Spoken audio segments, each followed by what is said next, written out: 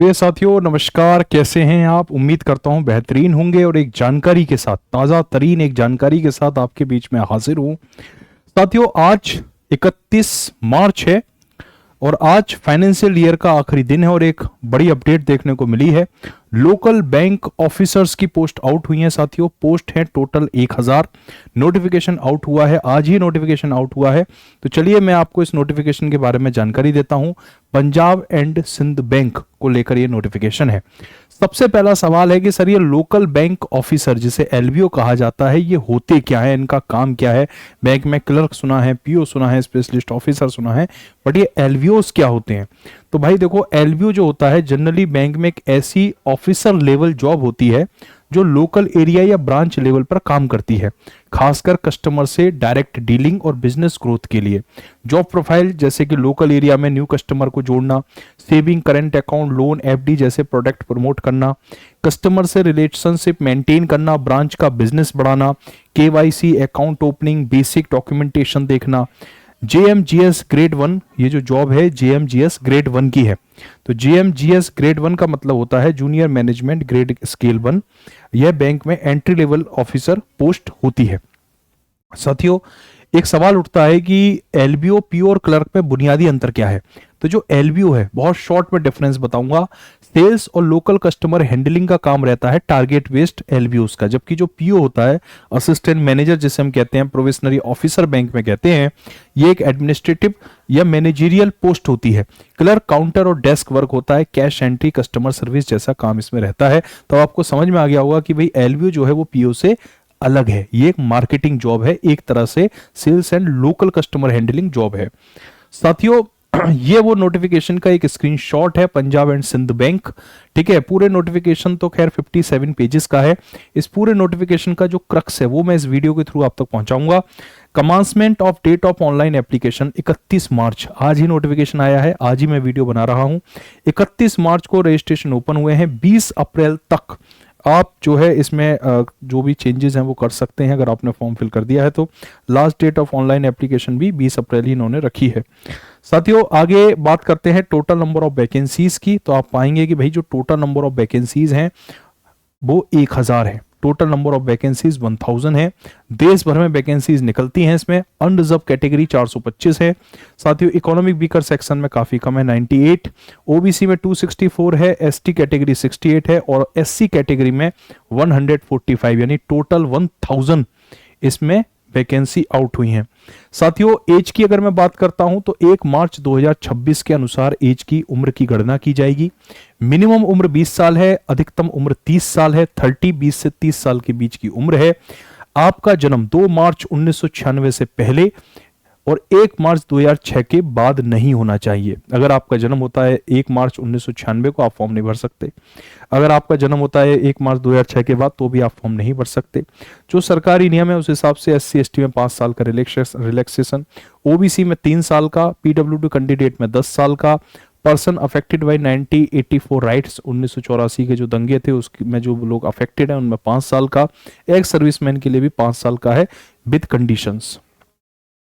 साथियों, अब बात करते हैं इसमें क्या शैक्षिक योग्यता मांगी जाती है, एजुकेशन एंड प्रोफेशनल क्वालिफिकेशन, वो भी 20 अप्रैल 2026 के अनुसार। तो भाई ऑफिसर इन जेएमजीएस, ठीक है, जूनियर मैनेजमेंट ग्रेड स्केल 1 में जो ऑफिसर बनना चाहते हैं, एक तो उनके पास ग्रेजुएशन की डिग्री होनी चाहिए, किसी भी डिसिप्लिन में हो, बीटेक किया हो, बीबीए, बीए, बीकॉम, बीएससी, ठीक है, कोई भी आपका ग्रेजुएशन होना चाहिए, मान्यता प्राप्त मान्यता प्राप्त संस्थान से होना चाहिए आपका। ठीक है, ये इन्होंने यहाँ पर क्लियरली मेंशन किया है। सेंट्रल गवर्नमेंट सच होगा या स्टेट गवर्नमेंट का, ठीक है, वैलिड मार्कशीट हो, वैलिड डिग्री सर्टिफिकेट हो, और जब आप फॉर्म को फिल कर रहे हो उस तारीख तक आपका ग्रेजुएशन कंप्लीट हो। दूसरी चीज, post basic qualification work experience. ये एक ऐसी बात है जिसे सुनकर शायद आपको अच्छा नहीं लगेगा। इसमें लिखा है branch experience of minimum 18 month, 1.5 साल का कम से कम आपका अनुभव होना चाहिए। Post essential academic qualification experience, ठीक है, यानी ग्रेजुएशन को कंप्लीट करने के बाद आपका लगभग 1.5 साल का ब्रांच के अंदर एक एक्सपीरियंस हो। As an officer in any scheduled commercial bank और any regional rural bank as listed in second schedule of RBI. जैसे अगर आपने आरआरबी पीओ क्वालिफाई करके अगर आप किसी ग्रामीण बैंक में पीओ बन चुके हैं और आपके पास 1.5 मंथ, 1.5 साल का लगभग एक्सपीरियंस है, तो आप पंजाब एंड सिंध बैंक में एलबीओ पोस्ट के लिए अप्लाई कर सकते हो। ठीक है, तो फिर आप कर सकते हो। तो भाई ये एक इसमें कंडीशन है, और एक फ्रेश स्टूडेंट के लिए ये कंडीशन जो है उसको पसंद नहीं आएगी। ठीक है, आगे साथियों बात करते हैं जी, इसमें स्केल पे स्केल कितना होता है। तो जेएमजीएस फर्स्ट में स्केल ऑफ पे जाता है 48,480। ठीक है, फिर 7 इंक्रीमेंट होते हैं 2000 के, फिर आप देखेंगे 62,480 हो जाता है, फिर 2 इंक्रीमेंट करते हैं 2340, 67,160। तो इस तरीके से 48,480 का बेसिक पे है जो 85,920 तक जाता है। 48,480 का अगर बेसिक पे है तो ये जो सैलरी जाएगी साथियों वो 75 to 80,000 के लगभग जाएगी, और ऊपर भी हो सकता है। ठीक है, अलग अलग बैंकों के अलग अलग कंडीशंस होती हैं, जो उनका पे स्ट्रक्चर है वो डिफरेंट होता है। तो 48,000 का ग्रेड पे है, इसमें तमाम तरह के अलाउंसेस ऐड होंगे। ठीक है, LVOs shall join at initial scale of pay for JMGS 1 + 3 increment in the scale of pay as per joint note applicable at time of recruitment process. ठीक है, तो एक बड़ा अमाउंट आपको यहाँ पर मिलता है। साथियों इसमें बॉन्ड कंडीशन भी है, बॉन्ड बाउंडेशन भी है। इन्होंने कहा है कि भाई जेएमजीएस 1 स्केल के लिए bond amount shall be equivalent to 3 month gross salary. अगर आप बीच में से नौकरी छोड़ते हैं तो भैया 3 महीने की सैलरी आपको देनी पड़ेगी, वो भी ग्रॉस सैलरी देनी पड़ेगी, नेट नहीं, ग्रॉस।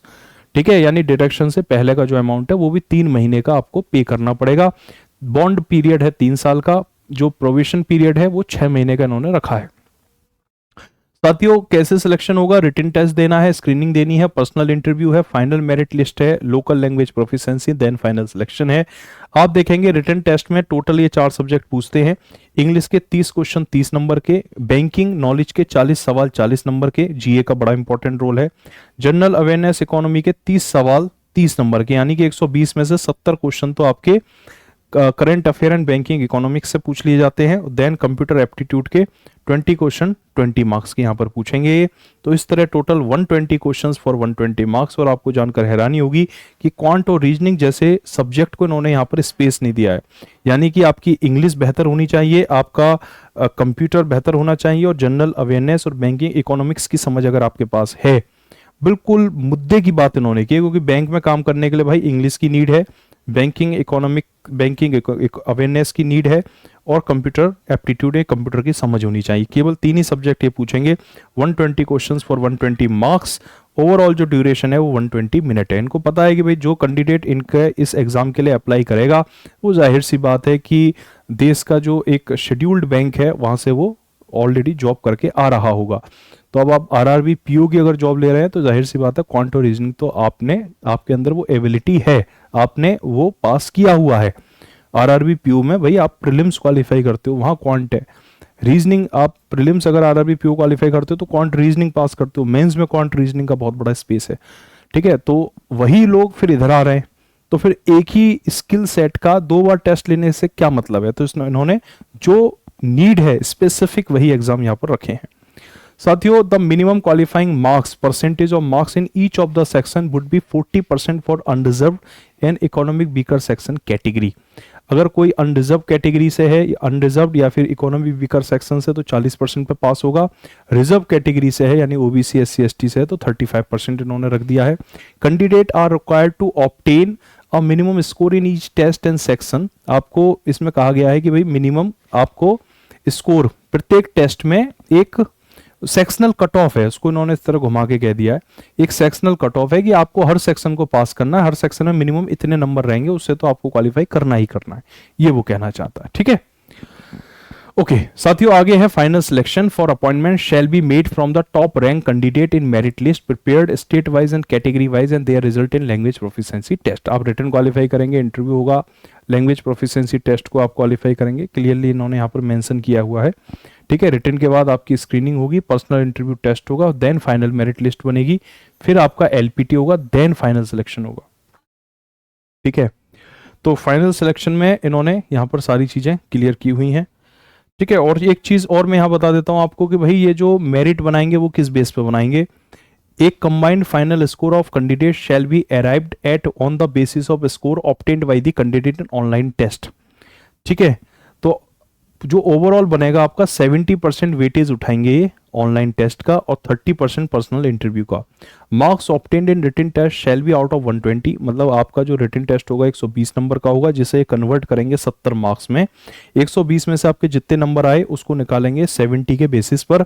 ऐसी इंटरव्यू 50 नंबर का है, 50 में से जितने नंबर आए उसको ये कन्वर्ट करेंगे आउट ऑफ 30 में से, और इस तरह 100 मार्क्स जो बनेगा वो overall final merit list 100 marks की होगी, जिसके बेस पर आपकी मेरिट डिसाइड की जाएगी और उसी के बेसिस पर आपका फाइनल सिलेक्शन होगा। साथियों एप्लीकेशन फी क्या है इसमें? SC ST PWD कैंडिडेट हैं तो 100 रुपये देने होंगे। General economic weaker section OBC वालों को 850 रुपये, बड़ा अमाउंट है यहाँ पर, 850 रुपये की आपको पेमेंट करनी होगी, ठीक है, 850 रुपये की पेमेंट। तो ये पूरा 57 पेज का 57 पेज का जो एक नोटिफिकेशन था ये उसका क्रक्स है, और इस क्रक्स के बेस पर आप ये समझ ही गए होंगे कि ये जॉब फ्रेशर स्टूडेंट के लिए तो नहीं है, ठीक है, क्योंकि इसमें एक कंडीशन डाली गई है एलिजिबिलिटी की। एक बार मैं उसे रिपीट कर देता हूं जो सबसे अहम रोल अदा करेगी। Branch experience of minimum 18 month, ठीक है, 18 महीने का आपका ब्रांच एक्सपीरियंस होना चाहिए, वो भी post essential academic qualification experience as an officer in any scheduled commercial bank, ठीक है, जो शेड्यूल्ड कमर्शियल बैंक है और एनी रीजनल रूरल बैंक, उसमें आपका 1.5 साल का एक्सपीरियंस होगा, तभी आप इसके लिए अप्लाई कर सकते हैं। तो ये जॉब फ्रेशर्स के लिए नहीं है, ठीक है। तो साथियों इस वीडियो में इतना ही। कोई भी बैंकिंग से रिलेटेड अपडेट होगी, चाहे वो फ्रेशर्स के लिए हो या फिर वो एक्सपीरियंस्ड पर्सन के लिए हो, हर तरह की अपडेट जरूर हम इस चैनल के थ्रू आप तक पहुंचाएंगे, ठीक है। इस वीडियो में इतना ही। थैंक यू, जय हिंद।